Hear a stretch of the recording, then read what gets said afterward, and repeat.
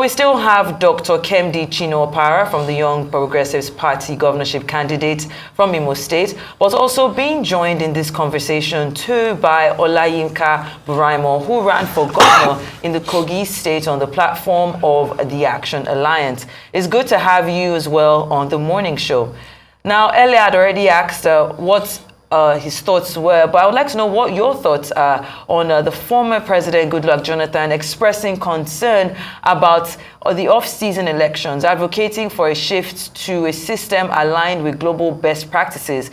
He asked that the country stop off-cycle elections, noting that if the trend continued, a time would come that even the presidential elections might become an off-cycle one. Now, how do you, as a candidate who recently contested in an off-cycle election, perceive the impact of such action on the democratic progress in Nigeria? Mr. Braimoh. All right, thank you for having me. Good morning. It was my thought initially that the off-cycle election will be such that you have enough resources to be able to deploy to ensure that the processes are smooth in terms of having enough security personnel, enough INEC personnel, to oversee such elections. But it is unfortunate. The situation, I can speak about the situation in Kogi State, that instead of having enough of those personnel to be able to ensure a smooth process, rather, I think it actually made the matter worse, because a very bad precedent is being set today in terms of bypassing of beavers and writing of results sheets even before elections held. So I think if it is harmonized, perhaps it will be better, because we've seen the result of the off-cycle election. It seems as though it allowed enough INEC personnel to be able to try to perfect rigging. That's what it seems to me currently. All right. I mean, this will be for the two of you, but Mr. Braimoh, you can go first. Yes, you partook in this last election. But how do you compare what we had in the previous off-cycle elections in Anambra State, in the Ekiti State, and in Osun State that produced, candidates from 3 different parties as winners, compared to the one that we just had that just basically affirmed the same electoral map? APC retaining Imo State, even though Dr. Opara will want us to believe that no election took place there. APC retaining Kogi, where you are from, Mr. Braimoh, and of course, PDP retaining Bayelsa. Will you say that we have made progress, or that this is just dancing around the same circle? Well, this is not progress, and this is neither dancing around the same circle. I think it's actually regression, because when you're not moving forward and the world is advancing, it means you're actually regressing. That is the situation I would describe the Kogi election. Because when you look at the Ekiti, when you look at the Osun, of course, there were complaints then about vote buying and all of that. The case of Kogi is even, yes, there were vote buying, there were a lot of trading of votes and all of that. But the fact that results were already written. So for all other candidates, none of the other candidates can say this is exact number of votes that I got, because the results were already pre-written. The result sheets were already pre-filled. The Ogorimagongo case that was exposed was because the agents there were very smart and were able to find that out quickly. And I mean, as early as 10 o'clock, you already have results coming out from different local governments when elections were just about to start. So when you compare the Osun, the Ekiti, I think those ones were fair. In terms of being able to man those off-cycle elections.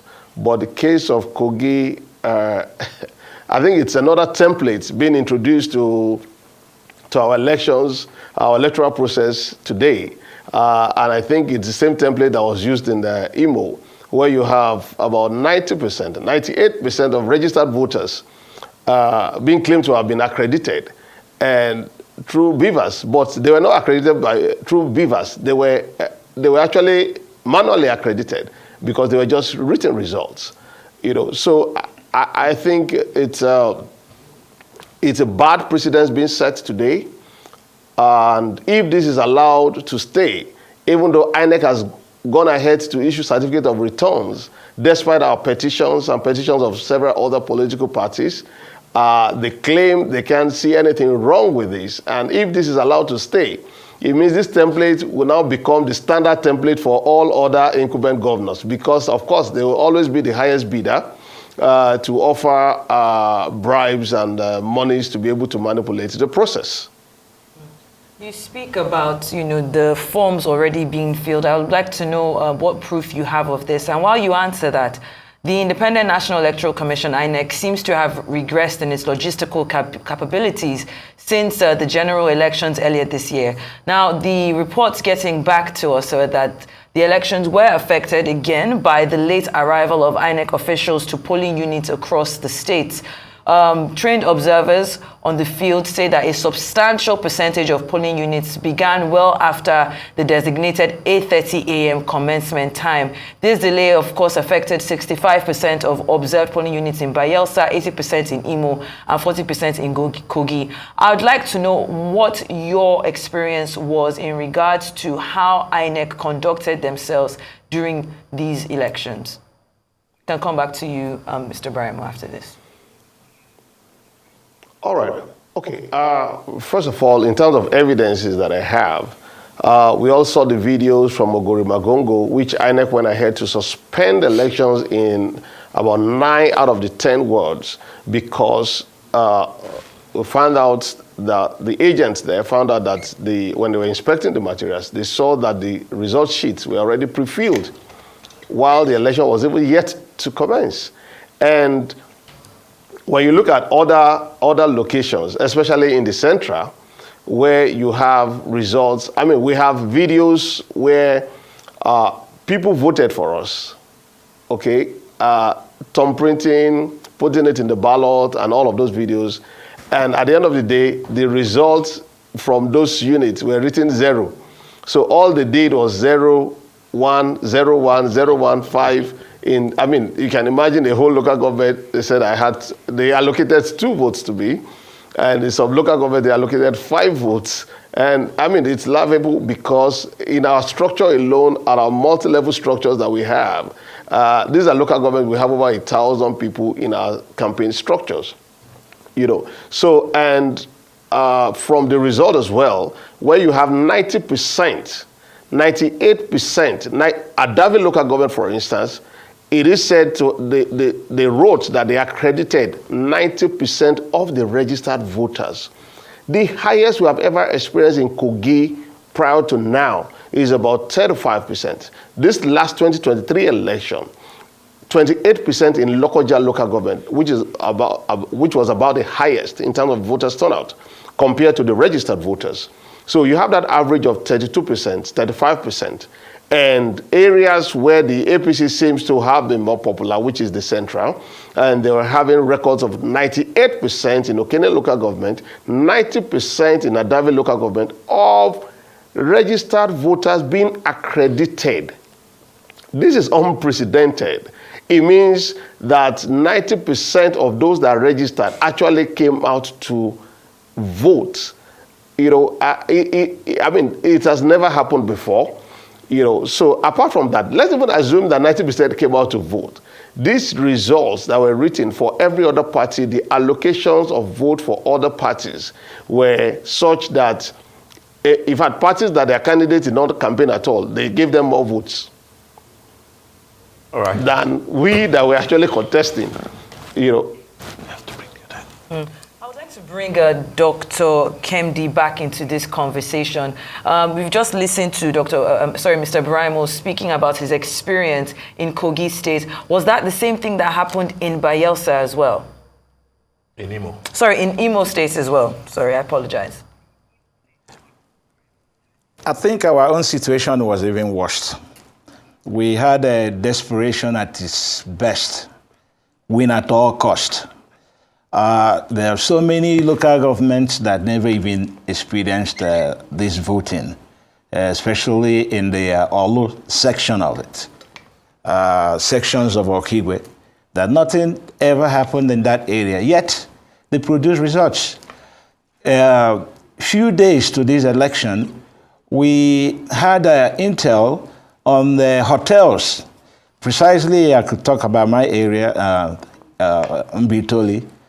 Precisely, I think in Ubomini, in the hotels where they were actually voting, thumbprinting ahead of time. There were a lot of pre-filled result sheets, just like my friend said. And they gave a lot of voting, the way they allocated the voting on the result sheets. Gave a whole lot of candidates that never even participated, never printed posters for one day. Take me for an example. I ran for the Senate under APC for the primary in 9 local governments in Owerri zone. My structure is too much. I have a foundation called KCOF, Kemdu Chino Opara Foundation, that is pro-youth. And I've run for federal house 4 good times. Some of them I won and they robbed me of it. That's not what I'm talking about now. But my structure across the states, the Imo Liberation Project, just like when Richards came with the Rescue Mission, that's the kind of campaign I ran. I ran this campaign to win. People were, I became the people's choice, as a matter of fact. Can you imagine they placed me on number 8, the way they allocated vote, 8,100 and something. Is it from my immediate community or what? I don't know. And some people, they gave 0 as well. They make sure they pushed me back because they know what I can do, that they don't want me to fight for this. There were no election in Imo State. Bayelsa, yes, you see what happened in Bayelsa. Let's take that. There was protest. The youths, the women came out. Until the very last minute, the result was declared. But our own, they gave him certificate of return. INEC actually brought it and gave it to him in Rockview Hotel. Have you ever seen that happen? They brought the certificate to the governor. So there were voter apathy. People didn't come out because of fear of violence in Imo. And yet, he scored 540,000. Do we have that much? No. Then if you now add the ones they gave to us, you do the maths. The overvoting in Imo State was something else. If you say there was an election. INEC knew this. And in the videos that were going, you saw a lot of, there was one video that I saw, a policeman who was actually carrying or cutting away votes. The youths beat him up mercilessly. It's on all the video. They saw this. Why declare a result that is 40 that you actually knew didn't happen? All right. I mean, I had confidence that this time around that INEC was going to get it right, and they didn't. I'm sorry to say so.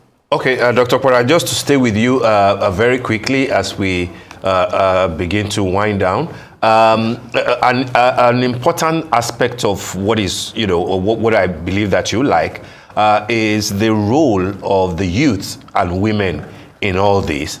If you are to be believed, it will mean that the aspirations, the votes, the enthusiasm of the youths and women in Imo State, from your own perspective, have been shattered. And I see that you applauded the Liberian election, where, interestingly, majority of the voters preferred a 78, 79-year-old man to a 57-year-old incumbent. What would be your thoughts as to the direction that you will want the youth, especially, to channel their energy in the face of all these seeming disappointments, given the background that you have provided, and what next, for you? Actually, I'm advocating for more inclusiveness of the youth and women in our politics, today politics. And I believe this is the period of artificial intelligence. These youths are the future of tomorrow.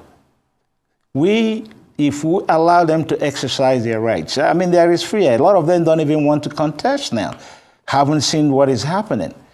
Godfatherism has taken over. I abhor that. I don't like it. And they keep on saying you must carry bag.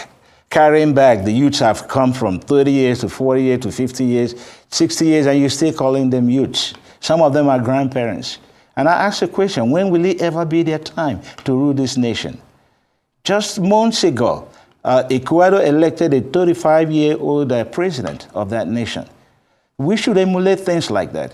And I believe if you include the youths and include the women in this politics of today, Nigeria will be a better place.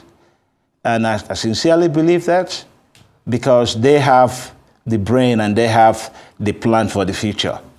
And their inclusiveness will only do us good and not bad. All right, then, as we begin to wrap up, I'd just like to bring Dr. Braimoh back into this conversation. Now, we can just quickly talk about your thoughts on your role as opposition parties in contributing positively to the running of public service, especially in your respective states where we are not necessarily in power at the moment, and how you can contribute to this overall development. And also, based on the challenges or lessons learned from these off-cycle elections, what specific recommendations do you have for enhancing the overall integrity and credibility of electoral processes in Nigeria? And to how you plan to champion these recommendations in your future engagements in the political arena? We'll start with you, Right, Dr. Braimoh. okay. I think, I'm not a doctor yet, though. I think the processes need to be respected. We have processes in place, but the processes are not respected. You know, the system that we have currently is a system that does not allow the best of us to lead the rest of us. You know, that is a system that has been promoted, and unfortunately by INEC as well, because they frustrate. I mean, in the course of the campaign in Kogi State, everywhere I went, the experience was the fact that we were able to engage people to focus on the goal, on the vision of wealth creation, given the fact that our state has been ravaged with poverty. And they appreciate this message, and well accepted across board, you know. But the challenge for most people has been election. How do we secure our votes? Then we move in from securing our votes, ensuring peaceful elections. Now they have moved to another dimension of pre-filled result sheets enabled by INEC. So, I mean, the umpire still becomes a critical stakeholder going forward, ensuring that the processes with INEC is foolproof. You know, if you're doing electronic in terms of beavers, today we have BVN, we have USSD codes, and all of those with phones. I think we need to move to the dimension that voting can actually be done remotely, you know, because, yes, we introduced beavers, but the same INEC now is approving the fact that beavers is not used by going ahead to issue certificate of returns. It means that INEC, they said they have done their review and they are satisfied with the fact that beavers was not used for accreditation. I mean, so you have the system in place, you have the processes in place, but the processes are not being respected. The processes are not being followed. That is the sad situation. So going forward, it's the challenge of how do we ensure a hitch-free, a smooth process. The processes are there, but they're not respected. So our hope now lies on the judiciary. I mean, so the institutional changes in terms of, we have three institutions: the security, the judiciary, and INEC. So we're hoping that judiciary will be able to correct these shortcomings, this disregard for processes by INEC. Hopefully, if judiciary will be able to strengthen their own systems and processes to be able to correct this, I think that will just be the only way and the only hope forward. Otherwise, for INEC, I am almost going to say we are actually at the point of losing hope on INEC. Because if they can allow pre-filled result sheets, and INEC can tell us that the fact that people did not respect the process of using beavers for accreditation, you know, then I don't know what else to expect, from INEC, because the template has been created already. If it's allowed to stand going forward, it means other states will start adopting that same process of pre-filling result sheets before elections and bypassing beavers for accreditation, because it becomes a precedence, that cannot be overturned. And that will now be a reference point for judgments, rulings of tribunals and appeal courts in election cases. So my recommendation going forward is these processes must be respected by INEC. Of course, they have not respected the processes. Judiciary will now need to help us to ensure that where processes are not followed, such elections are cancelled. And of course, we are going to put this Kogi case, we're going to put it to test with the judiciary to see what judiciary would do concerning the act that says accreditation must be by beavers. All right, then, Mr. For elections. And where that is not done, let's see what judiciary would do. Okay, thank you, Mr. Braimoh. Unfortunately, we have run out of time, but we appreciate having you on the show. Thank you so much, Dr. Kemdu Chino Opara from the Young Progressive Party governorship candidate for Imo State, and Mr. Braimoh, Action Alliance governorship candidate, Kogi State. We appreciate your time here on The Morning Show.